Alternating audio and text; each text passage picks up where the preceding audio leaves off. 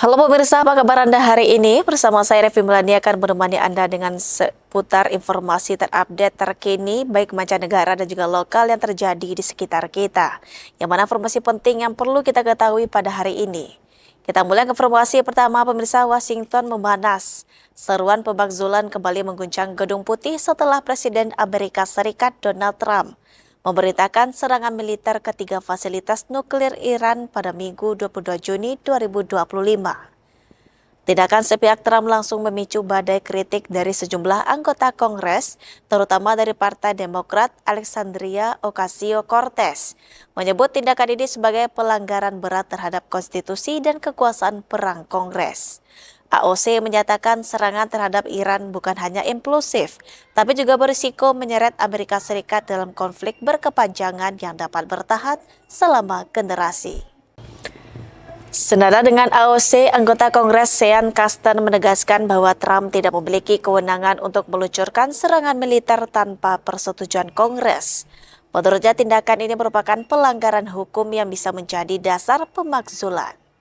Pemimpin minoritas DPR Hakeem Jeffries juga menuding Trump telah menyesatkan publik dan gagal memenuhi janjinya untuk membawa perdamaian di Timur Tengah. Ia memperingatkan risiko perang yang kini meningkat drastis. Sementara itu, Senator Independen Bernie Sanders menyebut serangan ini sebagai langkah inkonstitusional, menegaskan bahwa hanya Kongres yang berwenang membawa negara ke dalam perang. Namun Wakil Presiden J.D. Vance membela penuh keputusan Trump. Ia menyatakan bahwa langkah tersebut diperlukan untuk menjaga keamanan nasional dari ancaman nuklir Iran.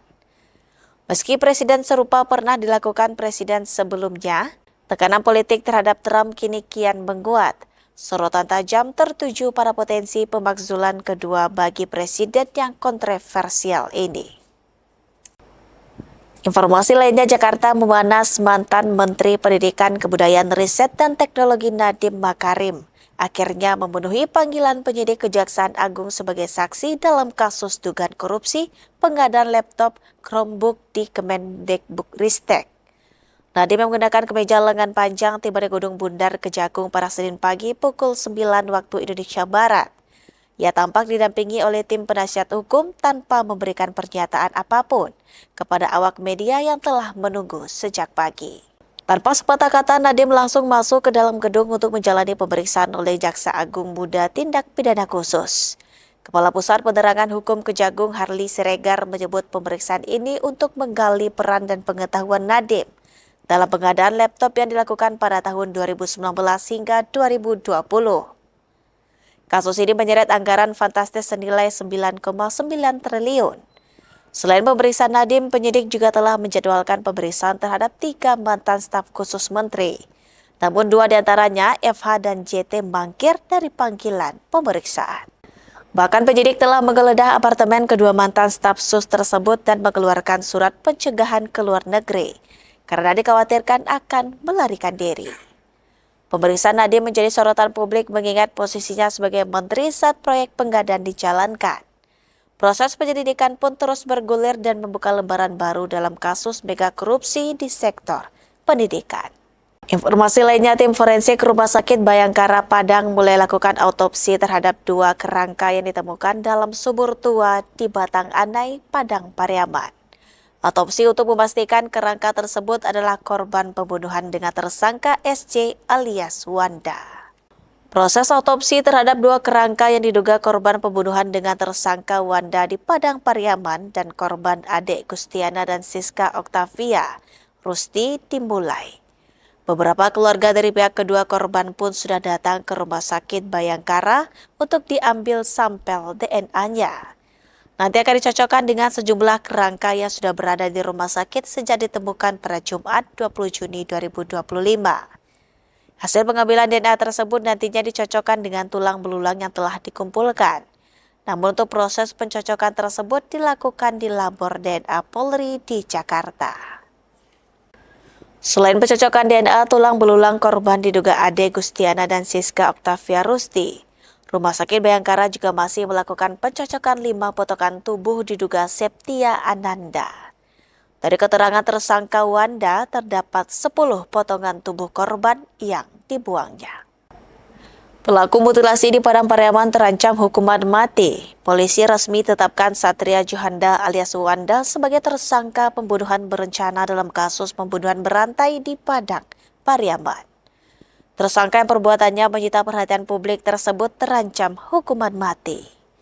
Pelaku pembunuhan berantai yang menyita perhatian masyarakat baru-baru ini Satria Johanda alias Wanda, kini secara resmi telah ditetapkan sebagai tersangka pada Minggu pagi. Penetapan tersangka terhadap Wanda dilaksanakan setelah penyidik melakukan gelar perkara dan kecukupan alat bukti.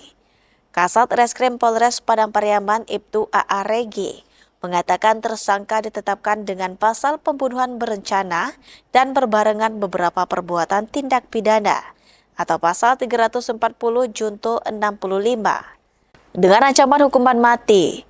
Regi juga menyampaikan terkait dugaan motif pelaku yang tega menghabisi nyawa SA dan memotong tubuhnya hingga beberapa bagian, serta membuangnya ke sungai masih terus didalami. Meskipun dari pengakuan pelaku sendiri karena masalah hutang piutang, Regi menyebut saat ini pihaknya masih mengumpulkan barang bukti dan memeriksa saksi-saksi, serta menunggu hasil autopsi dari pihak rumah sakit. Diberitakan sebelumnya Polres Padang Pariaman berhasil mengungkap pelaku mutilasi terhadap seorang perempuan bernama Septia Adinda berusia 25 tahun di Kecamatan Batang Anai, Kabupaten Padang Pariaman. Setelah dilakukan pendalaman, ternyata pelaku juga merupakan dalang dari menghilangnya 2 orang mahasiswi 1 tahun lalu, yaitu Siska Oktaviana Rusti dan adik Agustina. Dari pengakuan pelaku, kedua perempuan malang tersebut juga telah ia bunuh.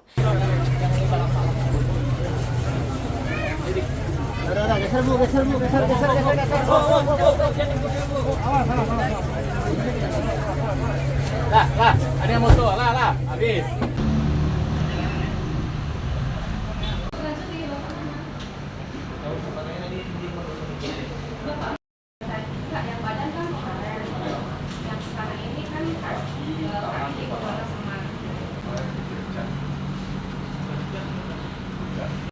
Yang arah ke rumah Fasil lah.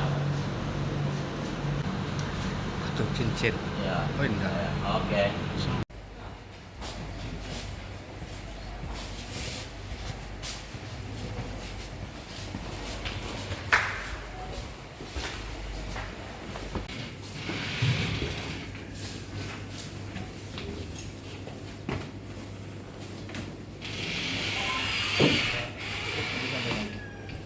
Dan tindak pidana yang dilakukan oleh Pak Satria